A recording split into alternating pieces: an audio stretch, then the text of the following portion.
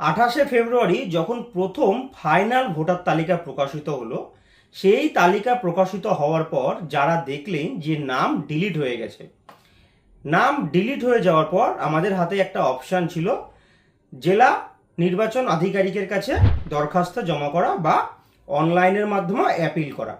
তো এই অ্যাপিলটা কিন্তু যাদের নাম ডিলিট হয়ে গেছিলো তারা সবাই কিন্তু অনলাইনে বা অফলাইনে অ্যাপিল করেছে, আবার কেউ অফলাইন অনলাইন দুটোই অ্যাপিল করেছেন। তো এই অ্যাপিলের স্ট্যাটাস কিন্তু এখন দেখার সময় চলে এসছে। যারা অনলাইনে আবেদন করেছিলেন, দেখুন আমি স্ক্রিনে দেখাচ্ছি, এইরকম একটি প্রিন্ট আউট কিন্তু আপনাদেরকে সাইবার ক্যাফের থেকে দেওয়া হয়েছিল। আর যারা অফলাইনে করেছিলেন তারা তো জানেন যে তারা কোন কপিটা, তারা কেমন একটা ফর্ম ফিল আপ করে জমা দিয়েছিলেন, আর তার একটা কপিও নিশ্চয়ই আপনাদের কাছে আছে রিসিভ কপি হিসাবে। তো এইবার যারা অনলাইনে করেছিলেন তারা স্ট্যাটাস চেক করে একবার দেখতে হবে যে আপনাদের অ্যাপ্লিকেশান বা অ্যাপিলটা অ্যাপ্রুভ হয়েছে না রিজেক্ট হয়েছে। এই অ্যাপ্লিকেশান কিন্তু অলরেডি অ্যাপ্রুভড হওয়া শুরু হয়ে গেছে। যদিও আমি এটা জানতাম না, আমি একটি ভিডিও ইউটিউবে বা ফেসবুকে দুটোতেই আপলোড করেছিলাম। তো সেইখানে একজন কিন্তু কমেন্ট করেছে যে তার অ্যাপ্লিকেশান বা অ্যাপিলটা অ্যাপ্রুভড হয়েছে। অমৃত কুমার নামে একজনা কিন্তু কমেন্ট করেছে যে যাদের নাম ডিলিটেড ছিল, অ্যাপিল করেছিল এবং ডিও অ্যাপ্রুভ করেছে, সেটা অনলাইন দেখা যাচ্ছে যে appeal is successful and approved. তারা এখন কি করবে? আমি কিন্তু বলেছিলাম যে অপেক্ষা করুন, সাপ্লিমেন্টারি তালিকায় আপনার নাম উঠে যাবে। আপনি যেটা, আমি ওনার কাছে চেয়েছিলাম যে আপনি যেটা অনলাইনে দেখছেন সেটার স্ক্রিনশট কি আমাকে একটু পাঠাতে পারবেন? তো আমি ওনার কাছে কিন্তু চেয়েছিলাম, তো হয়তো উনি আমার এই কমেন্টটা দেখেনি, যে কারণে কিন্তু হয়তো এটা আমাকে পাঠাতে পারেনি। তো আমি যে কারণে আপনাদের স্ট্যাটাস চেক করাটা দেখিয়ে দিতে চাইছি, তাহলে আপনারা নিজেরাই দেখে নিতে পারবেন যে আপনাদের স্ট্যাটাসটা চেঞ্জ হয়েছে কিনা। তো আপনারাও যদি এরকম দেখেন যে আপনাদের এরকম মেসেজ দিচ্ছে appeal is successful and approved, তাহলে ভাববেন আপনাদের নামটাও কিন্তু পরের সাপ্লিমেন্টের তালিকায় উঠে যাওয়ার সম্ভাবনা আছে।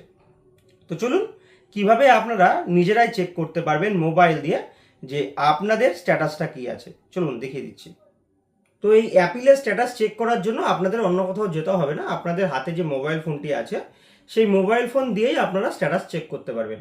এর জন্য সবার প্রথমে আপনারা আপনাদের ফোনের যে গুগল ক্রোম ব্রাউজারটি আছে, দেখুন আমি স্ক্রিনে দেখাচ্ছি, এই গুগল ক্রোম ব্রাউজারে চলে আসবেন, এসে এইখানে সার্চ করবেন voters.eci.gov.in। লিঙ্কটা আমি স্ক্রিনেও দিয়ে দিচ্ছি, আবার ভিডিও ডেসক্রিপশন বক্সেও দেওয়া থাকবে। তো সেই ভোটার্স পোর্টালে আপনাদেরকে চলে আসতে হবে। ভোটার্স পোর্টালে আসার পর আপনাদেরকে লগ ইন করতে হবে। যারা অফলাইনে ফর্ম জমা করেছিলেন, ফর্ম জমা করার সময় যে ফোন নাম্বারটা দিয়েছিলেন সেই ফোন নাম্বারটা দিয়ে আগে সাইন আপ করে নেবেন, তারপর লগ ইন করবেন।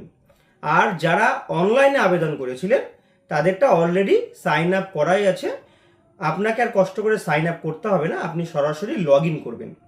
তো আমি সরাসরি লগ ইন করছি। লগ ইন করার জন্য দেখুন এখানে বলেছে রেজিস্টার্ড মোবাইল নাম্বার, যে ফোন নাম্বারটা দিয়ে আপনি অনলাইন করেছিলেন সেই ফোন নাম্বারটা এখানে বসাবেন, বসিয়ে এখানে ক্যাপচা দিয়ে রিকোয়েস্ট ওটিপিতে ক্লিক করবেন। লগ ইন করে নেওয়ার পর আপনাদের সামনে এইরকম ইন্টারফেস ওপেন হয়ে যাবে। তো সেইখানে আপনারা স্ক্রল করে একটু নিচের দিকে আসবেন। নিচের দিকে আসার পর দেখুন এখানে লেখা আছে সাবমিট অ্যাপিল, আর একটা আছে ট্র্যাক অ্যাপিল। তো আমরা এই ট্র্যাক অ্যাপিল এই অপশানে টাচ করব। টাচ করার পর এখানে দেখুন ট্র্যাক অ্যাপিল সিলেক্ট স্টেট, এখান থেকে আমরা ওয়েস্ট বেঙ্গলটা সিলেক্ট করে নিচ্ছি। আর এন্টার অ্যাপিল আইডি দেওয়ার দরকার নেই, আপনি লগ ইন করলে আপনার অ্যাপিল আইডি দেখিয়ে দিচ্ছে। তারপর বলছে অ্যাপিল এগেনস্ট রেফারেন্স নাম্বার, এটা হচ্ছে আপনার নোটিশ নাম্বার, হেয়ারিংয়ের যে নোটিশ নাম্বার ছিল সেই notice number. Log in date মানে আপনি কবে সাবমিট করেছিলেন অ্যাপিলটা সেই ডেটটাও দেখিয়ে দিচ্ছে। আর স্ট্যাটাস দেখুন দেখাচ্ছে সাবমিটেড বাই সিটিজেন, তার মানে এনার কিন্তু এখনও যে অ্যাপিল করেছিল সেই অ্যাপিলের এগেনস্টে এখনও কোনো অ্যাকশন হয়নি, এটা অ্যাপ্রুভ বা রিজেক্ট হবে। এইভাবেই আপনারাও একবার দেখে নিন যে আপনাদের অ্যাপ্লিকেশনের স্ট্যাটাসটা সাবমিটেড বাই সিটিজেন আছে নাকি চেঞ্জ হয়েছে।